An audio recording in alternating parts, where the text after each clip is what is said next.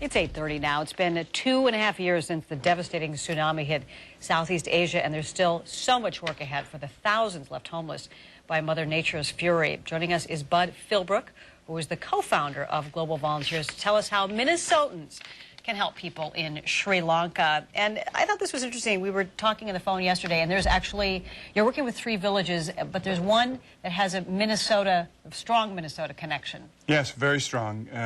Immediately after the tsunami in December of 2006, a group of Sri Lankans in Minnesota started Direct Tsunami Relief, a nonprofit organization here that was intended to and has been working to rebuild homes and communities in Sri Lanka.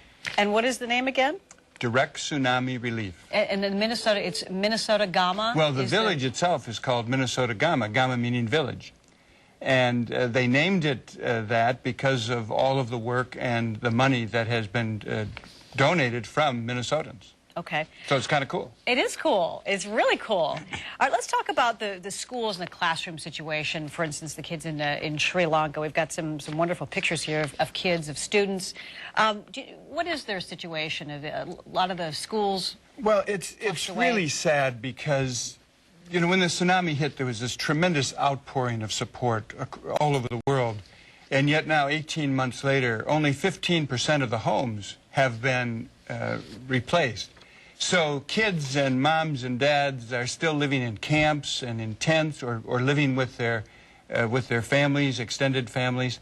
There's a lot of work that needs to be done, especially for kids. So let's talk about that work. For instance, what kind of project can people become involved in Sri Lanka specifically? Well, we've been asked in these villages to help build a library, to help build a playground for the kids, to teach English, the international language of commerce, technology, and opportunity, to teach computer skills. So almost anyone can be of help in this effort. Right. Whatever you like to do. If you like to get in there and dig in the dirt, or you can, get closely connected to the kids. Yep. That's wonderful. Okay. Now, let's talk a little bit about, for instance, Brazil. You believe that Brazil, you said there's the widest gap there between the rich and the poor. Yeah, this is a new program. A new program for us. I've traveled all over the world, and I've seen poverty up close and personal many, many times. But the gap in Brazil between the wealthiest and the poorest is the worst I've seen any place on the planet. Brazil is a beautiful country and wonderful people, but these kids are just in desperate need. And so we're working with an organization that was founded by the Queen of Portugal in 1549, a long time ago. And this is the old capital city. Salvador is the old capital city, yes, of Brazil, and it's absolutely gorgeous. It's a wonderful place to volunteer. Well, I mean, Sri Lanka seems an obvious place, but obviously Brazil and the kids, there's so much need for people to help out in Brazil as well. And so people, as far as the kind of work projects, the same type of thing? Well, in Brazil, we're going to be doing less labor and more work directly with the children. So we'll be working at a preschool for kids 0 to 6, working at a hospital for poor children that have leukemia and other forms of cancer.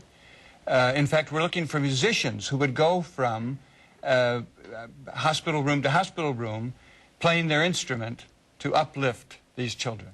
Oh, that's wonderful. Well, Bud, thanks so much for coming on the show today. Bud Philbrook, the co-founder of Global Volunteers. And if you would like to be a global volunteer, this is what you need to do. I forgot to put this on the screen, but it's log on to globalvolunteers.org, and you can get up-to-date information on the 2 new projects that we just talked about, Brazil and Sri Lanka. And once again, Bud, thanks to you. Thank you.